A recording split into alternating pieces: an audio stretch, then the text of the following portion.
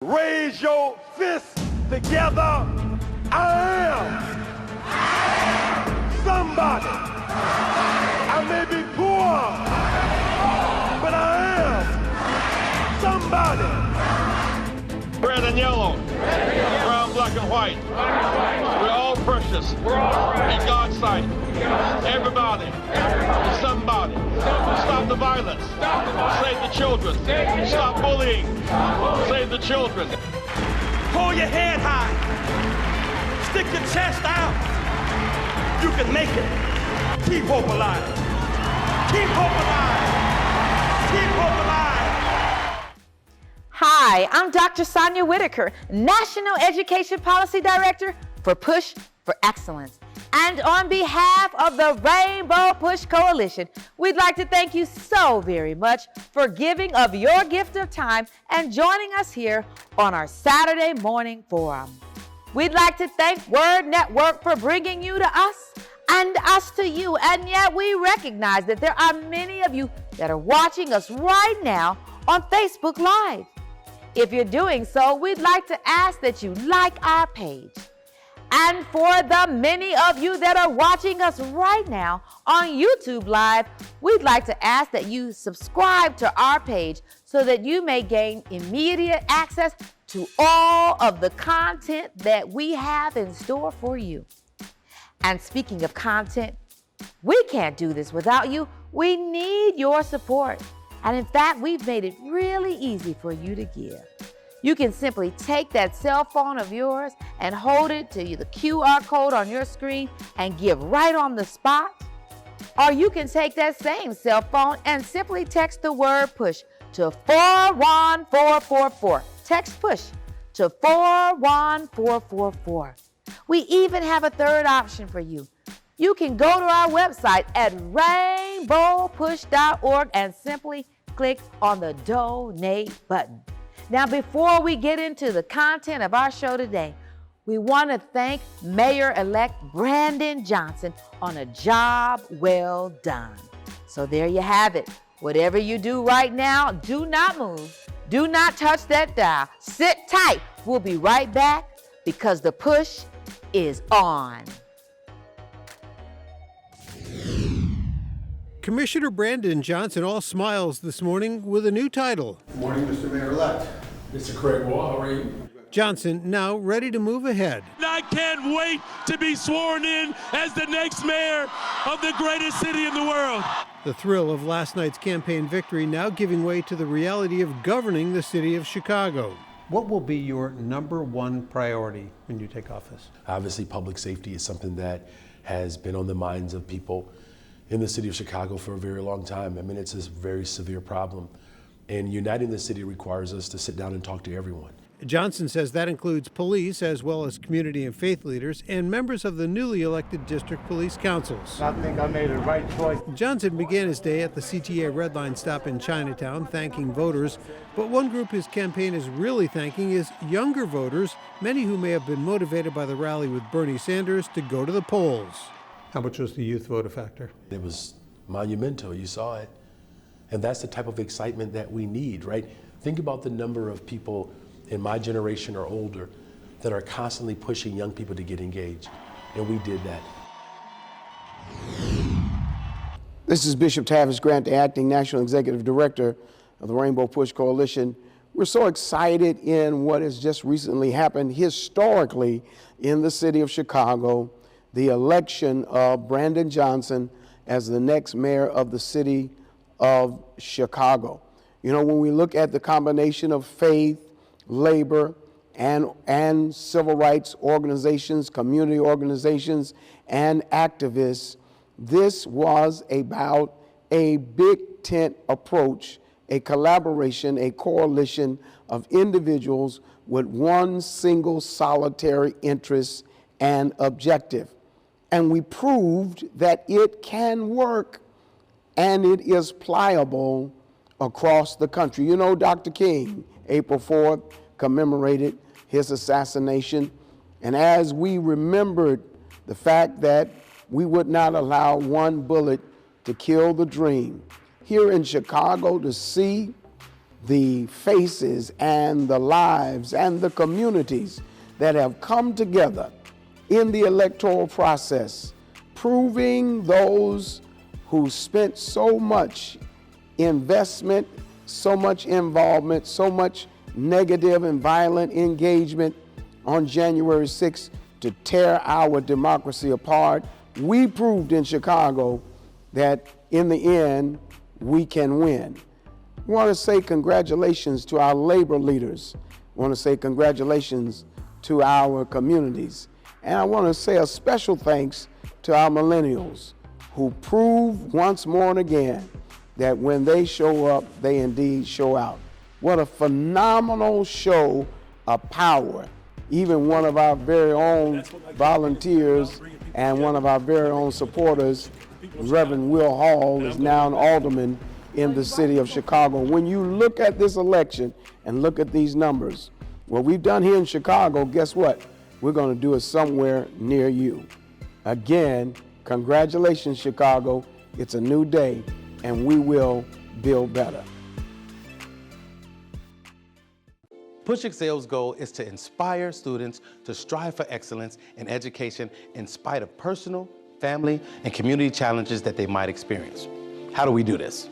By advocating for educational policies that guarantee equal funding for all students without regard to race or economic standing.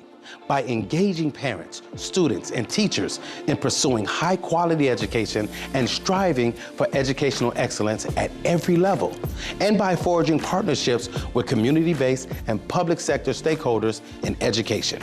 Now, Push Excel is a national model program with the purpose of connecting principals, parents, popular personalities, and students in a bond and to support students at every level on the educational ladder. Now, we want you to become a member of the Rainbow Push Coalition and Push Excel. Your annual membership can help us to change policies that impact students, colleges, and universities all around the country. So step up and sign up today. Membership is only $35, and if you're a student or a senior, $15. Just go to our website, rainbowpush.org, and push join to become a member or push donate to support the Push Excel program. You can also text the word Push Excel, that's PUSHEXCEL, to 41444 on your cell phone, and you can give us any amount that you feel comfortable giving or call us at 773-256-2775. Wherever you are, you can support us as we keep pushing for you. And remember to keep hope alive.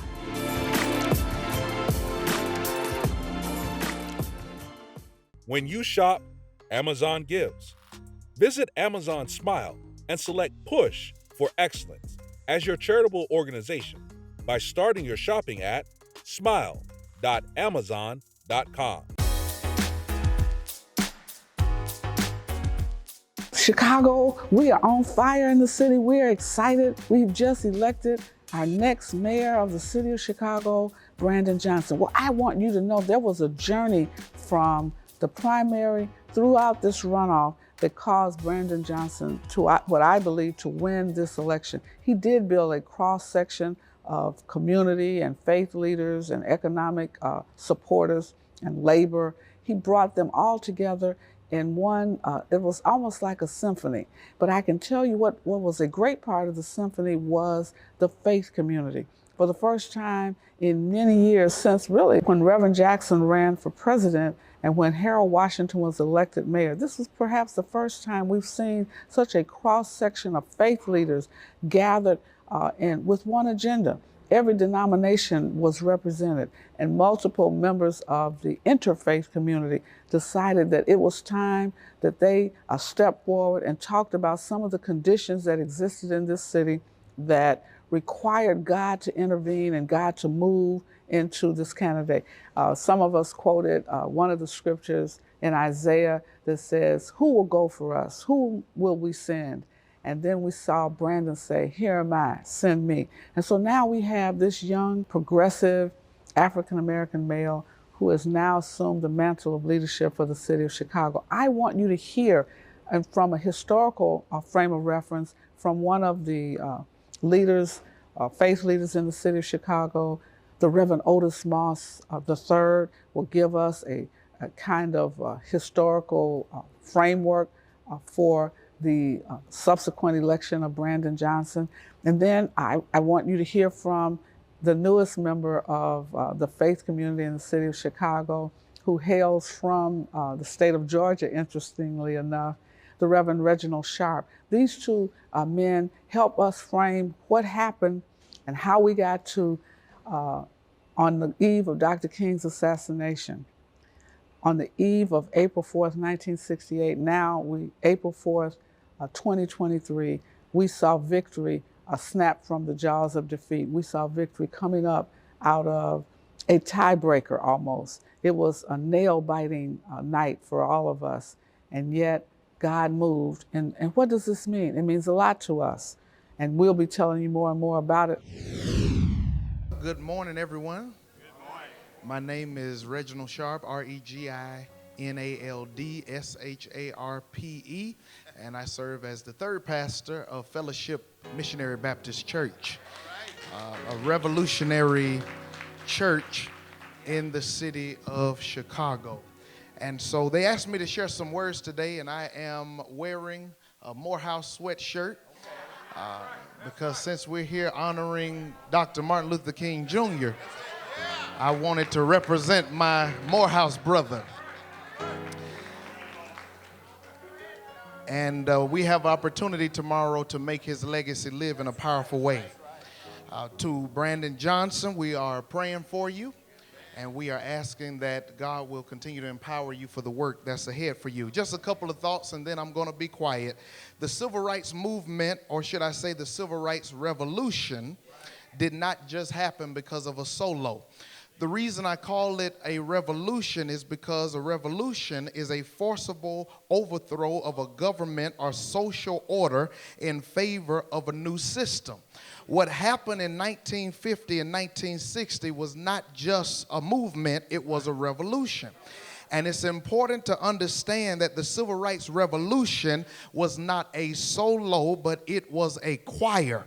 Dr. Martin Luther King Jr. should be honored and venerated and celebrated and emulated, but we insult our rich black history when we forget that Dr. King was not a soloist, but he blended his voice in with a larger choir, singing hymns of justice and anthems of compassion and melodious arrangements of nonviolent social action. It wasn't a solo, but we are surrounded by a great cloud of witnesses like in Hebrews chapter 11. And what the New Testament scholars would call it is the Hebrew Hall of Faith. Well, my voice just got louder. Somebody say it's a choir. It was a choir stand full of people who trusted God in a crisis, leaned on God in famines, delivered by God in trouble. Somebody say it's a choir. It's not a solo. Moses was singing, and David was singing, and women were singing, and Dr. King was singing. Even on that day, the last day before he died, somebody in Memphis said, let's kill the dreamer and see what happens to his dream. But they made one mistake. They forgot it wasn't a solo, it's a choir. And if Chicago is going to change, it's not a soloist that's going to change this city. It's got to be a choir. Harold Washington was singing. Jesse Jackson has been singing. Jimmy Lee Jackson was singing. Septima Poinsett Clark and Ella Baker and Diane Nash and Fannie Lou Hamer and Isabella Baumfree, better known as Sojourner Truth, and Harriet Tubman and Jarena Lee and Mary McLeod Bethune. They've all been singing. C.T. Vivian and Andrew Young and Ralph Abernathy and Joseph Lowry and A.D. King.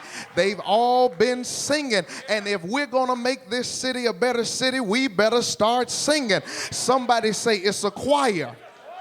And we have to blend our voices, women and men, to create a symphony of serendipity, a melody of movement, an arrangement of action, a harmony of hope, an anthem of activism, tunes of transformation, carols of compassion, a choir of change, and a song of social revolution. If anything is going to change in this city, we need to sit the solos down and put the choirs together. And it's time to start singing. And we better sing about climate change, environmental justice, ending gun violence, so innocent children in Nashville or any city don't have to die. We better start singing. And we got to sing about education and access to health care and affordable education and housing and being able to vote without voter suppression and criminal justice reform and the decriminalization of marijuana and gender inclusivity and reproductive justice. We better start singing if we're going to see equity and the eradication of sexism and homophobia and mental health care crisis and disparities in this land. We better start singing if we're going to adjust and readjust redlining and gentrification. We got to sing till Donald Trump can never be president again. We've got to sing until the right mayor gets in the seat. We got to sing until our children are educated and our clergy are more dedicated. We can't just have church at 11 o'clock on Sunday. We got to be the church Monday through Saturday. We got to sing. And I want you to clear your throat and sing. And remember, it's not a solo, it's a choir. And if anybody asks you why you're singing your tenor part, your alto part, or your soprano part, just tell them, I sing because I'm happy. I sing because I'm free. God's eye is on the sparrow, and I know he's watching over me. Look at somebody and say, let's start singing. Well, put your hands together for this great congregation and collaboration. This is the Rainbow Coalition. No, you can do better than that. Tell somebody change is in the air. I said, tell somebody change is in the air. If you know why you're here, make some noise for Brandon Johnson. Somebody say Brandon is better. Say Brandon is better. Make some noise because Brandon is better. On behalf of Reverend Jesse Lewis Jackson, our founder and our president, there's no better place to be today than Dr. King's workshop. The centerplex of so much political change in America has happened right here at 50th and Drexel. For over 50 years, Reverend Jackson has been on the front lines fighting this fight to unify this city and this nation. Would you help me celebrate the life and legacy and leadership of Reverend Jesse Lewis Jackson? So good to see this combination of faith leaders and labor. Randy Weingarten is with us, a phenomenal leader of teachers all over America and educators. Give it up for her. Stacey Davis Gates, give it up for her. You know, whenever labor and faith has come together, it's been a tremendous force in bringing about transformation in our nation. You look at the attack on CRT, it's not that they don't want our children to learn what they have done. They don't want our children to learn what has happened to them. And so whether it's been labor or the unemployed or the uninsured or the unhoused, it's been the church that has been on the front line to determine and make a statement of whose side you're on. Dr. King, on April 3rd, 1968, made a statement of whose side he was on. Garbage workers that could not get a contract. Garbage workers that could not get benefit and health care. Garbage workers that could not get the common decency for working class people.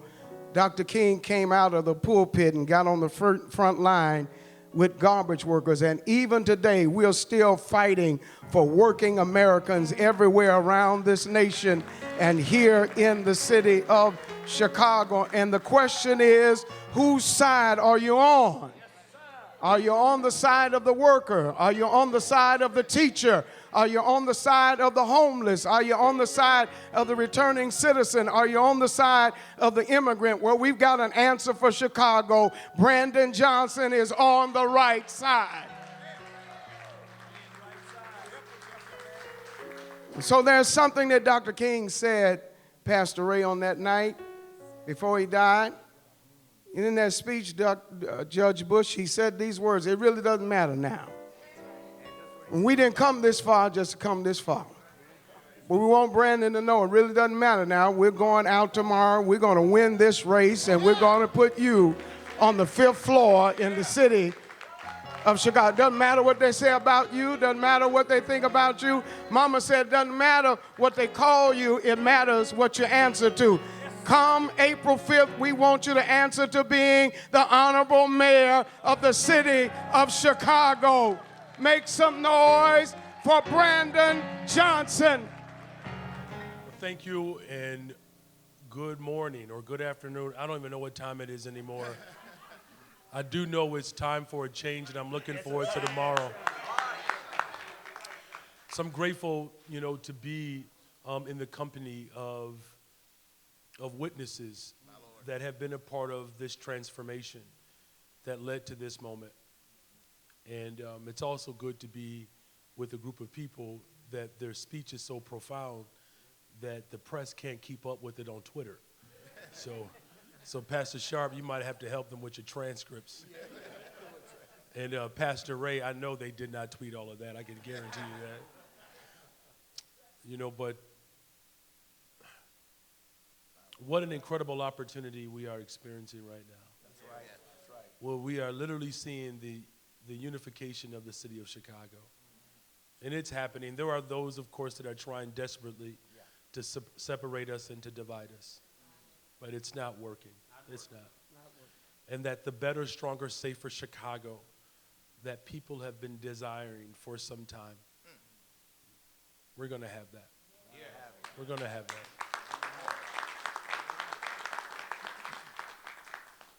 I sat with a woman earlier today on the west side of Chicago. She was a senior, and in 2015, she lost 2 of her boys to gun violence.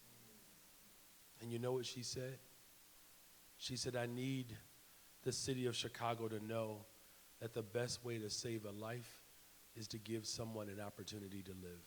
Yeah. And you do that with housing and education, jobs, access to health care and mental health care. That she said, I would much rather have prevented the crime than solving the crime. The people of Chicago have taken their pain and their frustration and they've brought it together at a critical time to bring about hope. And those hopes are translating into votes.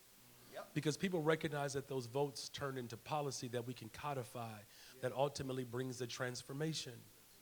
We're not going to go backwards into a state of affairs that have left families behind. We are moving forward. The last thing that I'll say is, I'm a social studies teacher. I became a teacher because I saw this as a way to invest, to make sure that young people understood that they were valued. And what better way to display that through our public space? Because, those who were formerly enslaved, the same demands that we have today is what our ancestors had. They said transportation, housing, education, jobs, and health care. Now, Pastor Sharp, we have a friendly amendment to that list, environmental justice, but it's all the same. And so now we have an opportunity to fulfill the promise that this country made well before I announced on October 27th. And so when we think about Martin Luther King Jr., Reverend Martin Luther King Jr. and his legacy, what I do appreciate about one of his most profound statements, it was at the AFSCME convention in 1967. And this was especially significant because my father is a part of the AFSCME labor union, and the last time a mayor was ever endorsed by AFSCME was Harold Washington, Mayor Harold Washington, until they endorsed me, of course.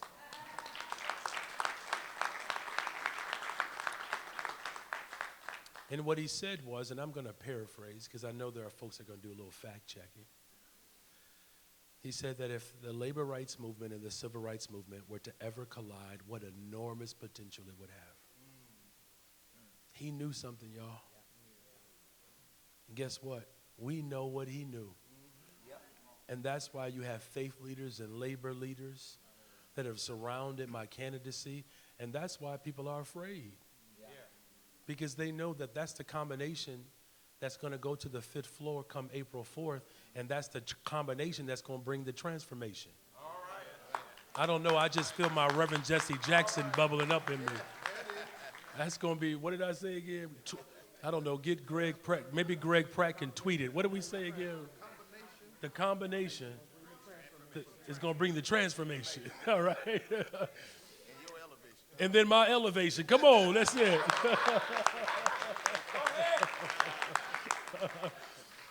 And so that's the potential that a dreamer had. And today, as Reverend Sharp has indicated, it's a choir. Yes. And that's why one bullet cannot kill a dream. And so tomorrow, I'm encouraged, y'all. I really am. Because we have fought a good fight. We're about to finish this course. And when we get to the 5th floor, our faith is going to continue all the way into our next term.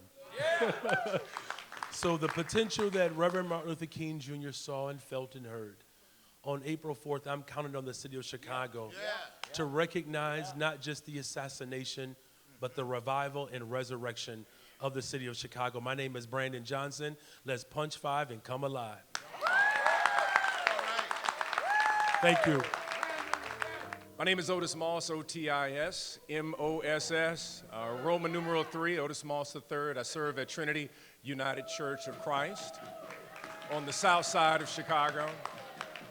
And I've been charged with framing history. Framing history for us at this moment. That we stand between celebration and commemoration. That we celebrate, we seek to celebrate on tomorrow. But we also commemorate. We commemorate a soldier, a warrior for justice who was a part of a chorus. As Reginald Sharp has already indicated, I add to that this simple statement coming from the poet Carl Wendell Holmes. It was after Dr. King's death that he wrote this poem, and the poem goes this way. Now that he is safely dead, let us build monuments to his name. Sing hosannas, for he had a dream, a dead man's dream. For it is easier to build monuments than it is for us to live out the legacy of this man. Now that he is safely dead. What has happened in America where we have de-radicalized Dr. King? That he is no longer the radical king, and it was the Atlanta Constitution in 1967 that stated that he was the most hated man in Georgia. But we have frozen him with just 3 simple words, I have a dream. Not recognizing the radical nature of one who stated at one of the conferences that he attended for labor, stating that all labor has dignity. That he spoke about militarism, poverty, and also racism. But the truth is that Dr. King was a part of a chorus, Reverend Sharp, a chorus. He was a part of a band. How did he become a part of that band? It was not just Dr. King that was doing the work, but there was a chorus of people, as Reverend Sharp has already stated. And there's an individual that many do not know as we stand, mostly men up here that have a patriarchal gaze, but I want to let you know that it was sisters who really laid out the entire movement. And so let me break something down before we lift up the legacy of Dr. King. We need to understand those other people who were in the chorus. That when he found his way to Montgomery, Alabama, there was a sister who was already doing work there by the name of Joanne Robinson.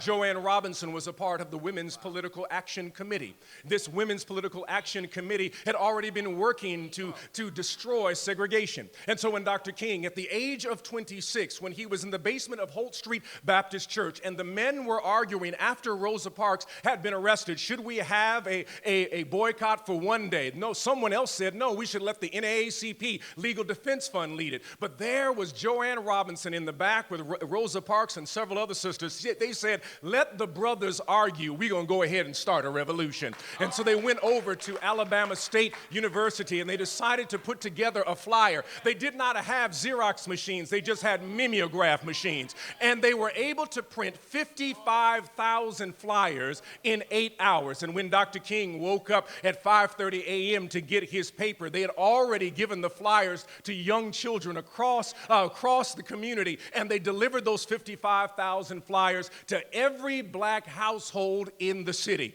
And Dr. King grabbed his paper, found a flyer that said, we are now boycotting here in this city. And the rest was history because of the work and spiritual resistance of a woman by the name of Joanne Robinson. Don't just lift up the names of the brothers. Make sure that there is understanding. There's an alto and a soprano section of sisters who are singing with power. But it does not stop there. The spiritual resistance in reference to this history, we must also understand the moral imagination that Dr. King had. The moral imagination that comes out of a liberation theology that was rooted in the organic nature of the black community. What am I saying? He grew up in a place called Auburn Avenue, that third ward in Atlanta, Georgia. And when Dr. King came out of his middle-class house, across the street were shotgun homes. On one side of the street, middle-class homes, attorneys and doctors. On the other side of the street, there were domestics and people who were out of work. So when he stepped out of his homes, he saw the pain of his community. But when he turned left and walked up the street of Auburn Avenue, he had to first stop by the Harborough Funeral Home that was owned by a black woman, the only black woman who owned a funeral home in Georgia. But after he passed by the funeral home, then he stopped by a place known as WERD, that is Word Radio. Word Radio would lift up information in the black community and tell you about lynching, but also tell you about voting. So he already saw the glass ceiling broken in reference to gender, then saw the information being spread out by a black entrepreneur in the Word Radio. But then after he passed by Word Radio, then he passed by the Atlanta Daily World. That was the only daily black newspaper in the entire United States. The Chicago Defender was weekly, but the Atlanta Daily World was daily. But then after he passed there, he then passed by Bethel AME Church. And at Bethel AME Church, that was the place where Bishop Henry McNeil Turner was able to preach. And it was Bishop Henry McNeil Turner that in the turn of the century, he said, God is black. And you got to understand how powerful that is for a young man to walk by that particular church. But before he even got to his own daddy's church, he had to go by Wheat Street Baptist Church. And when he went into Wheat Street Baptist Church, there was a gentleman who was 6'5" by the name of William Holmes Borders. And William Holmes Borders played Jesus in the Atlanta Passion Play. In other words, Dr. King's image of Jesus was not blonde and blue eyes, but it was a 6'5" black man who used to preach every Sunday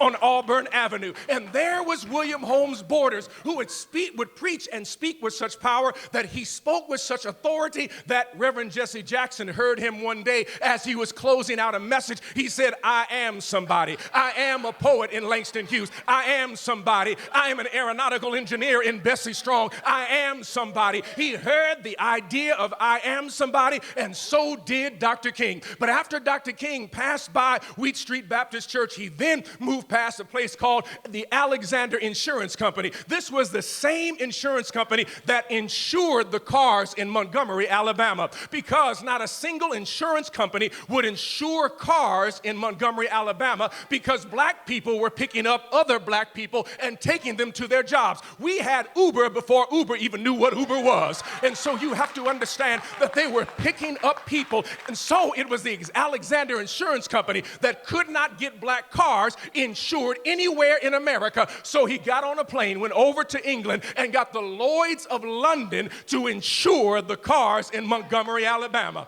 And then by the time he got to his father's church and was surrounded by that village of people, and then after leaving church, he then got on a segregated streetcar that would then take him over to Morehouse College. But wait a minute, my father told me this. He said because he had so much somebodyness when he walked to church, by the time he got on the streetcar, you see his body was in the back, but his mind was in the front. And then got on the campus of Morehouse College, and there Dr. Benjamin Elijah Mays told him that you are somebody and you have a responsibility to change the world. That is the moral imagination and the spiritual resistance. That is the history that we are talking about. Now, I'm not going to get into all of the other history. They're talking about Harold Washington, that 70% of the Democrats, when Harold Washington ran, decided to vote for Republican. I'm not going to get into all of that history. I'm not going to talk about the fact that it was Harold Washington who inspired Reverend Jesse Jackson, and because Jesse Jackson ran in 84 and then ran in 88, that he was able to register over 9 million black people, and as a result of those 9 million black people being registered to vote, it then set somebody else up to become president of the United States by the name of Senator Barack Obama, who becomes President Obama. And because of that setup, now we've got more registered voters in Chicago, and guess what? We can now punch 5 and stay alive because Brandon is better. Mayor-elect Brandon Johnson will be focused on educating the whole child. It's not enough to have a curriculum and standards and not deal with the fact that children come to the buildings, come to our school buildings with social, emotional needs. Some of them come hungry. Many of them come from abusive situations. Many of them come from challenging economic circumstances. We must begin to look at what investments must we make in each and every child so that every child has a level playing field for learning. And we're going to be talking about educating the whole child at the upcoming Rainbow Push convention this summer. Also, we're going to be talking about what does it take to prepare our children, particularly our high school students, for the world of work, the careers that they will enter into upon graduation from high school or college. What kind of skills will they need to negotiate in the world of technology today? And so we're going to be talking about our technology program. We're going to showcase students. We're going back to what we used to have back in the day, science fairs, technology fairs. We're going to showcase our talented children, helping them to design projects, helping them to think through complicated problem-solving situations, and helping them begin to become model citizens. We're going back to teaching civics education. At the convention this year, we will have a Citizenship Education Institute where we will help more and more young people run for office and become elected to office. We're going to help our young people become in the policy spaces, go into these schools, these situations where they will be working for government officials, learning how to shape policy at the city, county, state, and federal levels. If you want to be a part of this movement for change, this educational movement that we're fueling across the nation, why don't you give us a call at 773-3366. Call us, text us, tweet us. We want you to become a part of Push for Excellence. Every Saturday in Chicago, we've created a model Saturday institute, STEAM Institute, where we are teaching children all kinds of things in technology, and then the art of science. Science is so much more than a robot. It is also teaching them how to do engineering projects that benefit them at home, how to become more aware of the earth that they live on and how to deal with environmental justice. We're going to teach them about growing plants so that they can eat to live. And so it's so much we're doing on Saturday, and you can do it wherever you are in the world. We're going to teach you how to do hydroponics. So if you don't have a lot of soil, you can grow plants in water. We're going to teach the value of eating green and living green. So here's what I want you to do. Please, please call us at Push for Excellence. We want to hear from you. And then guess what? This summer, we haven't had our college tour, but we're taking buses of students to historic black colleges this summer. If you want your child to be a part of this tour, if you're in the city of Chicago, somewhere near Chicago, if you can get your child to Chicago, buses will be leaving here in early August. You want to call us and find out more information. We'll be posting that very soon. And hey, our scholarships are online, and we're going to make sure that some of you will be able to, your child will be able to apply for an Orally Saunders Scholarship or a New York Life Scholarship. Serving you and educating your child is what we do absolutely best. We're keeping hope alive, and we thank you for tuning in each and every Saturday. In upcoming weeks, we're going to be talking about a number of things. And we're going to have some people coming to the convention that are talking about these books that they're banning. Well, we're not banning books that teach our history. We're going to expose you to the best that we can. This year's convention, Rainbow Pushers Convention, you got to be there because education is going to be on the agenda. God bless you. When I think of Rainbow Push, I think of two words: social justice. Education advocacy. Political empowerment. Freedom and equality. Global humanitarian.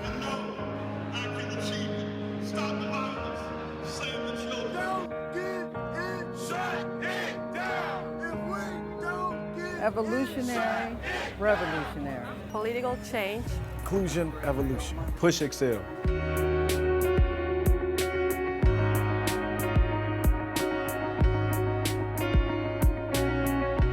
Progress, justice. Jesse Jackson.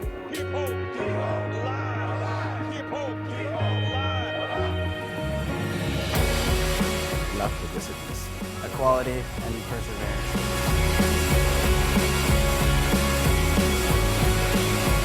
Corporate partnership. People united.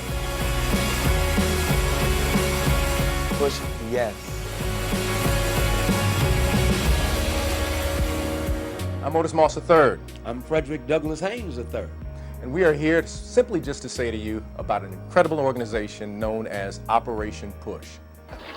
Can I be admitted? No, sir, you cannot be admitted. Why? I am not going to serve you. Because of my race? Operation Push has been here for us even when we didn't know it. As a matter of fact, a lot of the doors that you walk through is because of the fact that somebody knocked those doors down. I am somebody. I may be poor, but I am somebody. And because of Operation Push, when it started as Operation Breadbasket, after the assassination of Dr. King, they decided to build an organization that were people united to save humanity. Just what is Operation Push? Well, Operation Push is a civil economics organization. It's a religious organization with an economic mission. And we believe that the black church is the political and spiritual salvation of our people.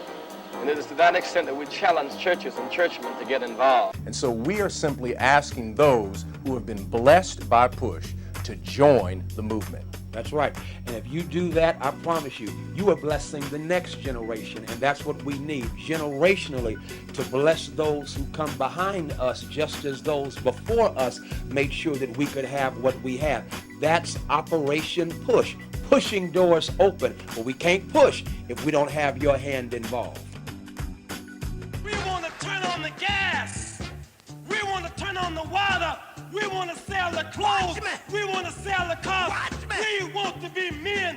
We want self-determination. And it was Jesse Jackson who was the young man of the movement and now is an elder statesman. And we've got to make sure that we have another generation that will be pushing forward, another generation that will be building an Operation Breadbasket, another generation that will be talking about new economic strategies for those who are poor. And ensuring that we are never politically disenfranchised. I hope you already recognize that there is a movement afoot to rob us of what we fought so hard for and shed blood for, and that is the right to express our voice through voting. If blacks vote in great numbers, progressive whites win. It's the only way progressive whites win. If blacks vote in great numbers, Hispanics win. When blacks, Hispanics, and progressive whites vote, women win. When women win, children win. When women and children win, workers win. We must all come up together. We must come up together. We need you in Rainbow Push to make sure we are politically empowered and enfranchised. There is no other organization like Rainbow Push, and we encourage you to make sure that you join and financially support. If we don't support it, no other organization will. It is our duty, it is our job to support our organizations. We got to do it. Grassroots organization, hitting the streets and challenging those in the suites. That's Operation Push. I like that. I'm Reverend Otis Moss III. Hey, I'm Frederick D. Haynes III. He's rubbing off on me. Make sure you join Operation Push, Rainbow Push, today. Keep hope alive.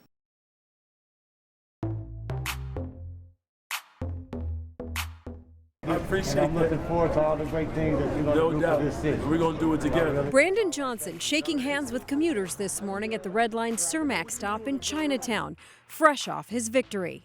A better, stronger, safer city is something that we're all going to work towards together. And I want to thank the residents of the city of Chicago for putting their trust in our movement. Andrea DeFell Shavers met the mayor-elect in person, overcome with emotion. Thank you, sir. God bless you. And full of confidence in his future. It's just time for a change, and Lori Lightfoot did a wonderful job, and we're just going to keep on moving in a positive direction. That's all. The 47-year-old Cook County Commissioner now becomes the 57th mayor of Chicago in a come-from-behind victory by a candidate who was largely unknown 6 months ago.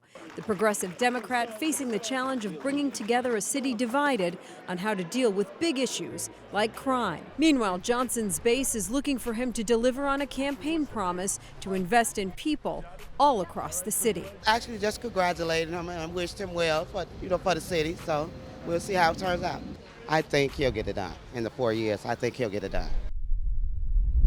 This is Bishop Tavis Grant, the Acting National Executive Director of the Rainbow Push Coalition, and this is State of the Movement. I come to you today to bring congratulations to the new elected mayor of the city of Chicago, Brandon Johnson. You know, we have an arduous task to build a better city, and it's been proven Brandon is better. You know, there's a 30-year gap in life expectancies between black and white Chicagoans depending on your zip code. For example, residents in the Streeterville neighborhood, which is 73% white, live 90 years old, and just 9 miles away in Inglewood, they live to just be 60 years old. There's over 400,000 residents that live below the national poverty line. Look at wages, and wages for women is a $15,000 difference between men and women pay. So healthcare facilities, schools, restaurants, and retail stores have disappeared, jobs have closed, and neighborhoods have declined. The biggest opportunity for positive change in a post-pandemic world is for our food systems to become more local, sustainable, and equitable. Chicago has one of the widest all-cause mortality rates between black and white children in the top largest cities in the country. Looking at racial disparities in the court system, there's a wider disparity as it relates to incarceration rates. Black people are now incarcerated in Cook County at 17 times that of white people, and the circuit court is now in backlog. That's the largest gap since 1990. People of color have always disproportionately been represented in the criminal justice system. But our analysis shows that black people make up a larger share of defendants charged in criminal court. The growing racial disparities, the long-standing divestment and over-policing has now caused those numbers to accelerate. So when we look at social inequities, racial disparities, economic gaps, communities lacking resources and accessibility to health care, education, a living wage, and quality food, is the reason why Jesse Jackson still supported Brandon Johnson to rebuild, renew, and reinvent Chicago. What you've seen in Chicago is happening in New York. It's happening in Los Angeles. It's happening in Atlanta. It's happening in Houston, Texas. There is a renaissance at play. And what we must now contend with is the power of the vote, the power of the ballot box, and the imperative to fight for our right for equity, diversion, and inclusion. When you look at the work of Reverend Jesse Jackson, who has single-handedly registered over 9 million voters, it is important for us to recognize and realize that we too have this moral obligation and this moral responsibility, and equally so, to engage ourselves in this democracy, realizing that the way we have and increase our accessibility, our viability, our occupational mobility, and our economic sustainability is we must do our part. Hats off to our young and millennial voters who overwhelmingly demonstrated here, not just in Chicago, but in the elections in Wisconsin to ensure that the Supreme Court in the state of Wisconsin fairly, equitably represented the citizens of that state. It goes without saying, the work of Reverend Jesse Jackson is still alive, and this is State of the Movement. Today, we did not just acknowledge the assassination of a dreamer. Today, the dream is alive. And so today, we celebrate the revival and the resurrection of the city of Chicago.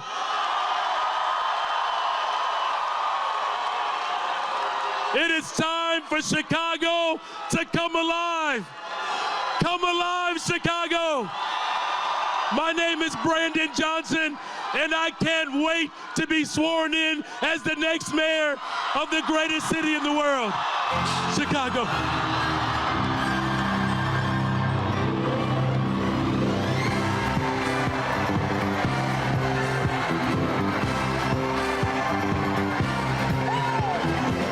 Everybody look around, 'cause there's a reason to rejoice, you see.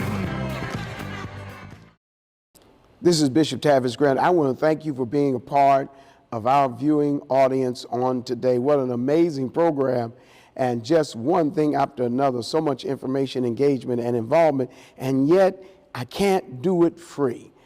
Reverend Jesse Jackson can't do it free. Our national staff can't do it free.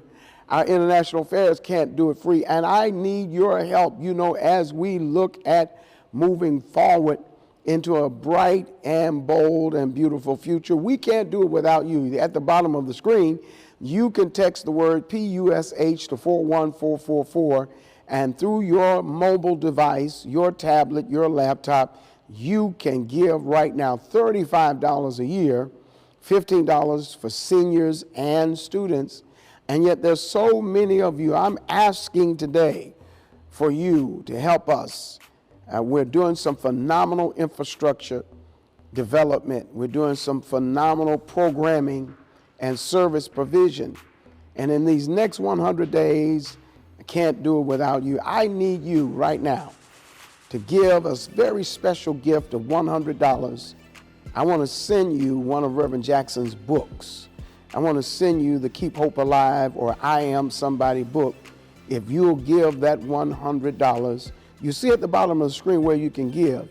You know, of course, I can't ask you to do something I won't do myself, but I'm doing it because I believe in the cause, the mission, and the mandate of the work of Reverend Jesse Jackson, the Rainbow Push Coalition, and we cannot do it free. We need you. Let me help you with something. Freedom is not free.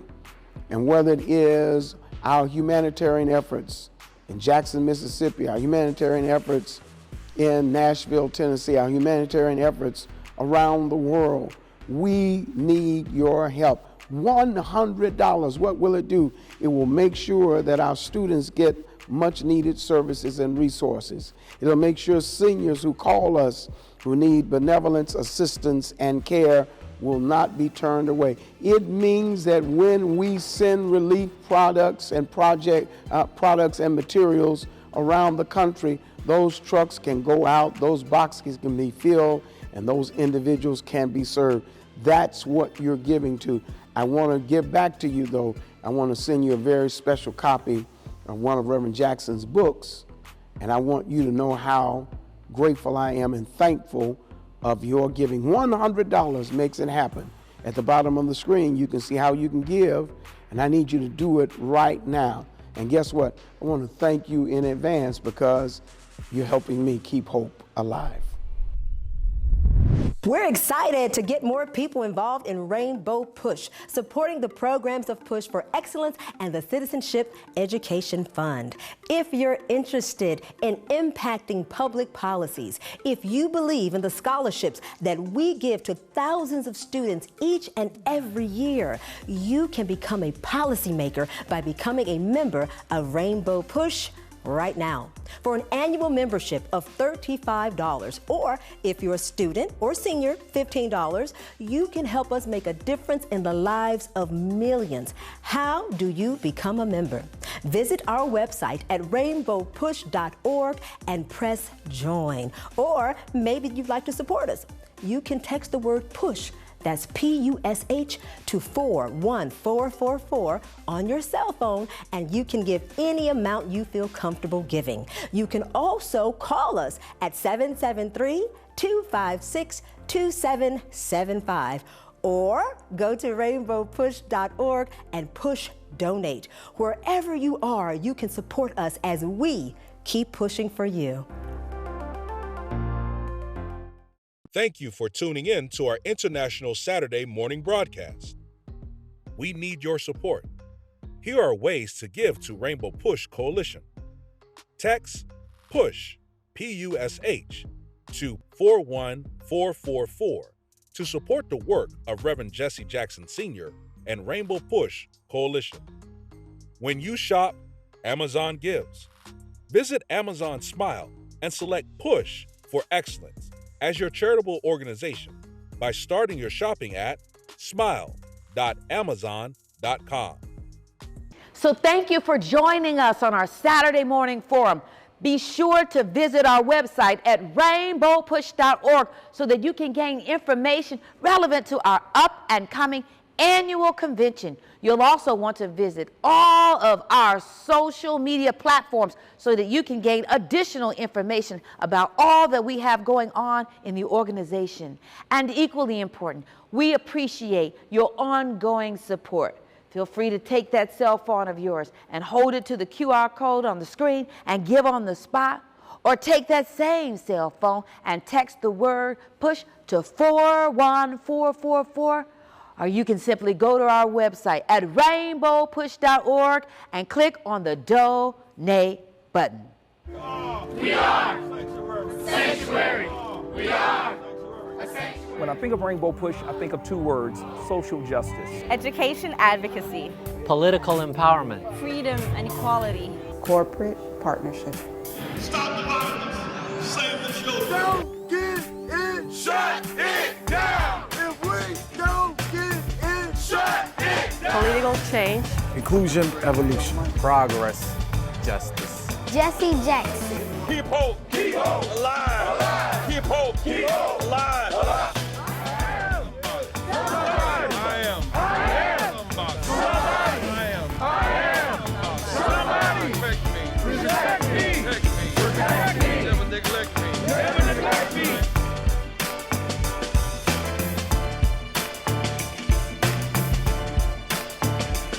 We want to be bridges to end these cultural gaps.